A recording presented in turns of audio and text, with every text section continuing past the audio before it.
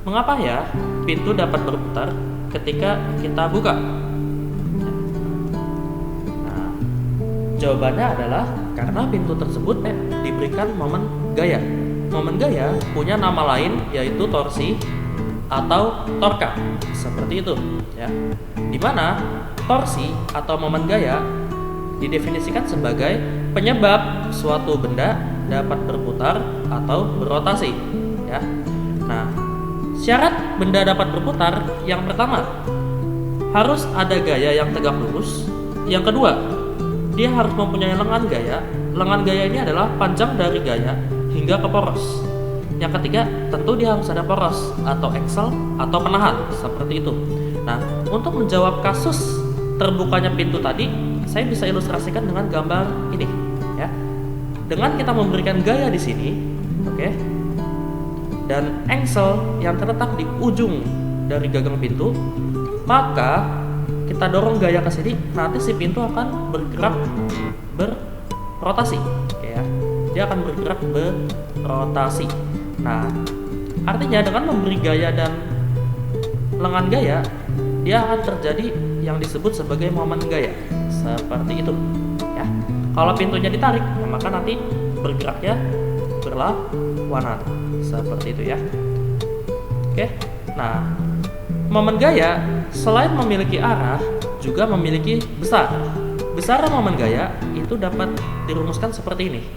Nah, di sini saya punya suatu batang kayu dengan panjang L, ya, dimana di ujung sebelah kiri ini saya letakkan suatu poros atau penahan, ya, dan di ujung sebelahnya atau di ujung sebelah kanan ini saya berikan gaya yang arahnya ke atas. Oke. Nah, yang terjadi pada kayu, maka si kayu ini dia akan berputar. Berputarnya yaitu berlawanan jarum jam, seperti itu ya. Jadi nanti akan berputar berlawanan jarum jam terhadap porosnya. Nah, di mana besar torsi bisa kita cari dari tau sama dengan F kali L ya. Jadi huruf yang mirip T ini dia dalam huruf Yunani dibacanya adalah tau, sama dengan gaya dikalikan dengan lengan gaya, seperti itu ya, dengan syarat. Nah, bagaimana kalau misalnya saya punya suatu batang yang sama panjang ya, dengan letak poros yang sama pula di sebelah kiri, kemudian saya berikan gaya yang dia miring, seperti itu. Jadi miring terhadap batangnya ya. Nah, balik lagi ke syarat. Syaratnya adalah gaya harus tegak lurus terhadap lengan gaya. Artinya dalam perhitungan yang kita masukin itu adalah gaya yang arahnya tegak lurus dengan lengan. Maka dari itu, arah gaya yang miring seperti ini, pertama kita proyeksikan terlebih dahulu. Ya, kita proyeksikan ke sumbu X, maka jadinya F cos theta, ya, karena tetanya dekat dengan sumbu X. Proyeksikan ke sumbu Y, F sin theta. Nah, kita lihat yang tegak lurus itu adalah yang F sin theta. Maka dari itu kita tidak usah menggunakan F cos theta. Kenapa kita tidak menggunakan? Karena di sini dia tidak tegak lurus. Artinya kalau kita memberi gaya di sini, toh benda pun juga tidak akan berputar. Ya. Maka rumusnya nanti baru lagi dan digunakan tau sama dengan F sin theta dikalikan dengan L, seperti itu ya. Jadi kalau diketahui sudutnya, gunakan aja persamaan F sin theta kali L. Kalau dia udah tegak lurus seperti ini, ya, kalau tegak lurus berarti kan sin 90. Sin 90 1, berarti F kali 1 kali L, ya, F kali L. Seperti itu ya. Oke. Dengan keterangannya, F sama dengan gaya satuannya Newton, L lengan gaya satuannya meter, tau momen gaya satuannya Newton meter, theta sudut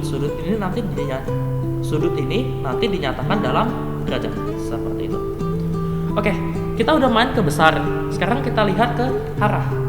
Jadi momen gaya atau torsi ini merupakan besaran vektor, di mana besaran vektor ini adalah besaran yang memiliki nilai dan arah. Arahnya bagaimana kalau untuk torsi? Nah, arahnya hanya ada dua kok. Kalau dia nanti searah jarum jam, ya, saya bikin kesepakatannya kalau searah jarum jam, maka tanda torsinya bernilai positif. Tapi kalau dia berlawanan jarum jam, maka tanda torsinya bernilai negatif. Seperti itu ya. Tapi nggak usah khawatir bahwa tanda plus atau minus hanya menandakan arah putaran. Kalau nanti kita ketemu angka plus 50 Nm, artinya batang tersebut berputar searah jarum jam. Tapi kalau kita bertemu min 10 Nm, artinya batang tersebut berlawanan jarum jam. Berputarnya berlawanan jarum jam, ya. Oke. Nah, sekarang kita masuk ke contoh soal. Contoh soal, di sini ada kunci Inggris yang digunakan untuk memutar baut. Diberi gaya 80 Newton yang arahnya serong kiri, seperti ini ya. Dengan sudut 30 derajat. Di mana kunci Inggris sepanjang 50 cm digunakan untuk memutar sebuah baut dengan gaya F, membentuk sudut seperti pada gambar berikut. Tentukan besar dan arah momen gaya untuk memutar baut. Oke, yang pertama kita harus perhatikan adalah diketahuinya dulu ya. Nah, diketahuinya ada F sama dengan 80 Newton. Ada ya sesuai gambar ya. Ini udah sesuai gambar. Nah, ini 50 cm. Karena momen gaya dinyatakan dalam satuan internasional, maka sentimeternya ini kita ubah ke dalam meter. Seperti itu ya. Nah, yang ditanyakan adalah momen gaya untuk memutar si baut. Oke. Langsung jawab aja. Pertama, sebelum kita menghitung besarnya, kita tentukan dulu arah ya. Bayangin, ini kan kunci Inggrisnya ditarik ke serong kiri.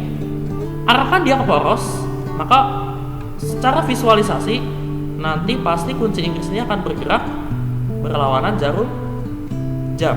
Seperti itu ya. Oke, sambil dibayangin, maka kita bisa menentukan bahwa arahnya si kunci Inggris ketika diberi gaya serong kiri sebesar 80 Newton adalah berlawanan jarum jam. Oke, setelah itu kita baru menentukan besar dari momen gaya. Nah, besar dari momen gaya, ingat tadi ya, kalau arahnya berlawanan jarum jam, maka nanti di rumusnya tambahin tanda negatif. Ya, negatif F kali L kali sin theta. Nah, karena di sini dia membentuk sudut 30, maka dikasih sin theta. Tinggal dimasukkan aja, min 80 kali 0,5 dikali sin 30. Sin 30 sama dengan setengah. Nah, di sini 0,5-nya juga saya buat setengah, berarti min 80 dikali setengah kali setengah, berarti min 80 bagi 4 ya. Ketemu tahu sama dengan min 20 Newton meter. Dimana tanda minus ini saya balik lagi ya, ini hanya menandakan untuk arah putaran ya. Seperti itu. Oke, contoh soal yang kedua. Ada sebuah tongkat yang panjangnya 40 cm mendapat 3 gaya yang sama besarnya, yaitu sama-sama 10 Newton, ya, seperti pada gambar. Jika tongkat diputar dengan C sebagai porosnya, tentukan momen gaya total. Artinya, titik C ini dianggap sebagai poros atau dianggap sebagai penahan, di mana di sisi-sisinya diberikan 3 gaya. Kalau ada 3 gaya, berarti seperti itu. Ada 3 torsi, seperti itu. Ya. Oke. Nah ini kita sepakati tandanya lagi ya. Kalau dia searah jarum jam, maka diberi tanda positif. Dan kalau berlawanan jarum jam, maka diberi tanda negatif. Ya, ini hanya kesepakatan tanda saja.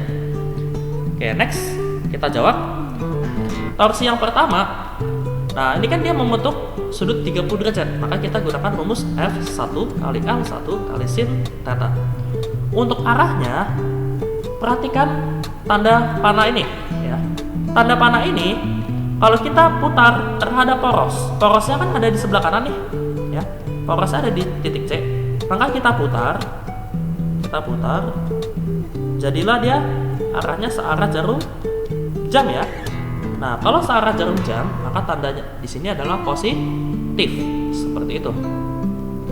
Tinggal masuk aja angkanya sesuai dengan di soal. F1-nya 10 dikali 0,3. 0,3 adalah lengan gaya dari titik A, ya, karena F1-nya di titik A sampai ke titik C, karena porosnya di titik C.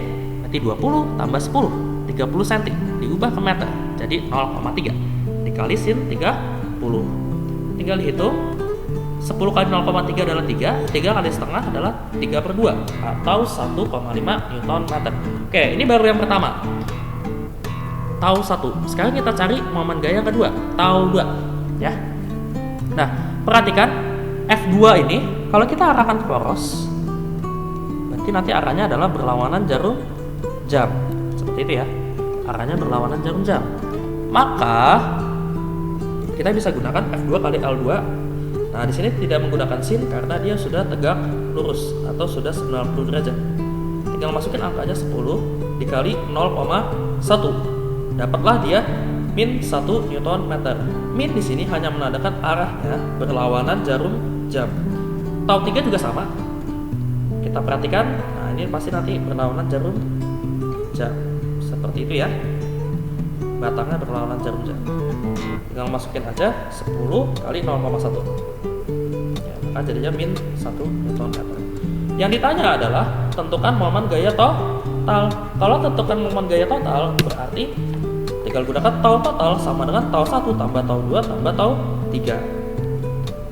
Tinggal masukin aja 1,5 dikurang 1 dikurang 1. Berarti 1,5 dikurang 2 sama dengan min 0,5 Newton meter.